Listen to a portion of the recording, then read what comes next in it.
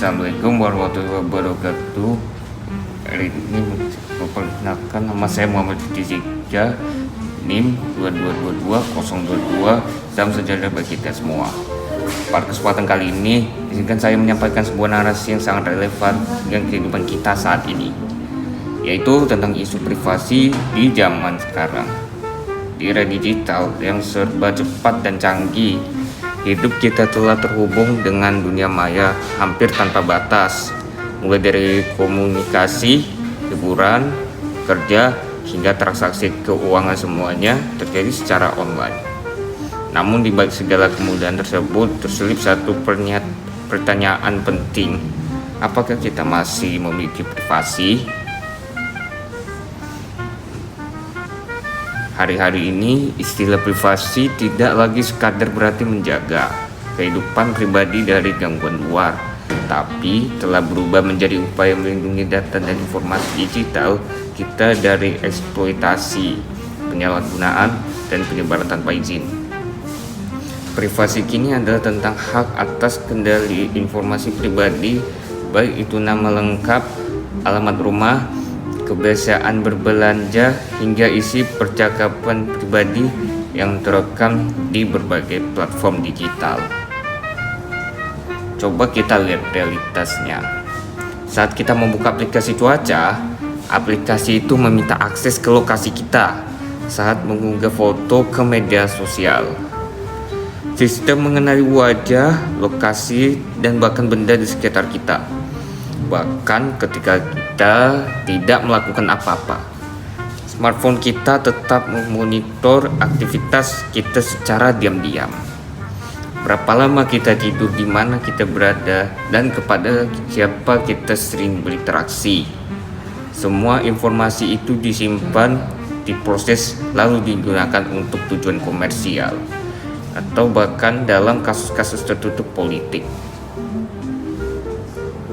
Kita hidup di zaman dimana data pribadi adalah komoditas.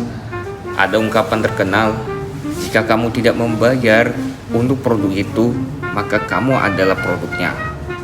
Itu artinya layanan gratis yang kita nikmati seperti medsos, pencarian online, atau aplikasi hiburan sebenarnya tidak benar-benar gratis. Kita membayar dengan data kita sendiri, dan itu nilainya sangat tinggi bagi perusahaan-perusahaan teknologi. Mari kita lihat beberapa contoh nyata. Kasus Facebook Cambridge Analytica pada tahun 2018 menjadi sorotan dunia. Data jutaan pengguna Facebook disalahgunakan untuk memengaruhi pemilu di beberapa negara. Di Indonesia sendiri, banyak kasus pinjaman online ilegal yang menyalahgunakan data kontak dan galeri pengguna untuk teror psikologis. Bahkan baru-baru ini kita menyaksikan bocornya data kependudukan yang membuat masyarakat resah karena merasa dilucuti hak privasinya. Lalu muncul pertanyaan, apakah kita sebagai pengguna benar-benar memahami apa yang sedang terjadi? Sayangnya, banyak dari kita mengklik I agree atau setuju pada syarat dan ketentuan layanan tanpa benar-benar membaca isi perjanjiannya. Kita memberikan akses begitu saja, tanpa tahu sejauh mana informasi kita akan disimpan, diproses, atau bahkan dijual ke pihak ketiga. Ini menciptakan ketimpangan pengetahuan antara pengguna dan penyedia layanan digital, yang pada akhirnya melemahkan posisi kita sebagai individu yang seharusnya memiliki hak atas privasinya sendiri. Namun, tidak semua salah berada di tangan pengguna. Negara dan penyedia layanan juga memiliki tanggung jawab moral dan hukum. Untungnya, Indonesia saat ini telah memiliki undang-undang perlindungan data pribadi yang disahkan pada tahun 2022. Undang-undang ini menjadi tonggak penting dalam perlindungan privasi digital masyarakat Indonesia.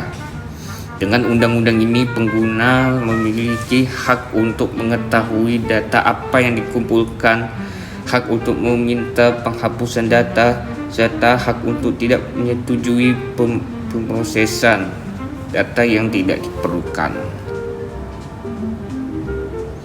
Tapi seperti yang kita tahu, hukum bukanlah satu-satunya jawaban. Kesadaran kolektif dari masyarakat adalah kunci utama. Kita perlu mulai menumbuhkan budaya sadar digital dan paham privasi, mulai dari lingkungan keluarga, sekolah, hingga tempat kerja. Anak-anak harus diajarkan bahwa tidak semua informasi layak dibagikan. Remaja harus dibekali pemahaman bahwa sekali sesuatu diunggah ke internet, ia bisa hidup selamanya dan sulit dihapus.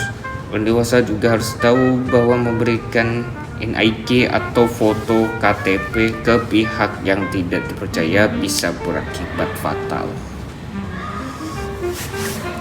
Lalu apa yang bisa kita lakukan secara praktis? Pertama, atur ulang izin aplikasi di ponsel kita secara berkala. Kedua, hindari mengisi data pribadi di situs yang tidak resmi atau mencurigakan. Narasi ini, saya ingin mengajak kita semua untuk tidak hanya menjadi konsumen teknologi, tapi juga menjadi pengguna yang cerdas, sadar, dan peduli.